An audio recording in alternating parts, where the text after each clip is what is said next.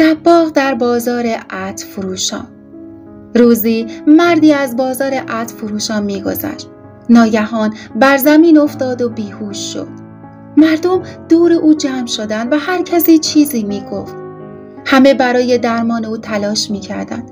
یکی نبض او را می‌گرفت، یکی دستش را می‌مالید، یکی کاهگل تر جلوی بینی او می‌گرفت، یکی لباس او را در می‌آورد تا حالش بهتر شود، دیگری گلاب بر صورت آن مرد بیهوش می‌پاشید و یکی دیگر عود و عنبر می‌سوزاند. اما این درمان‌ها هیچ سودی نداشت. مردم همچنان جمع بودند، هر کسی چیزی می‌گفت. یکی دهانش را بو می‌کرد تا ببیند آیا او شراب یا بنگ یا حشیش خورده است. حال مرد بدتر و بدتر می‌شد و تا ظهر او بیهوش افتاده بود. همه درمانده بودند تا اینکه خانواده‌اش با خبر شدند. آن مرد برادر دانا و زیرکی داشت. او فهمید که چرا برادرش در بازار عطاران بیهوش شده است. با خود گفت من درد او را می‌دانم. برادرم دباغ است و کارش پاک کردن پوست حیوانات از مدفوع و کثافات است.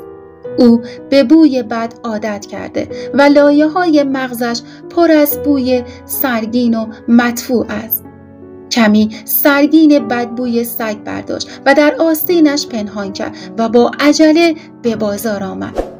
مردم را کنار زد و کنار برادرش نشست و سرش را کنار گوش او آورد به گونه‌ای که می‌خواهد رازی با برادرش بگوید و با زیرکی طوری که مردم نبیند آن مدفوع بدبو را جلوی بینی برادر گرفت، زیرا داروی مغز بدبوی او همین بود. چند لحظه گذشت و مرد دباغ به هوش آمد.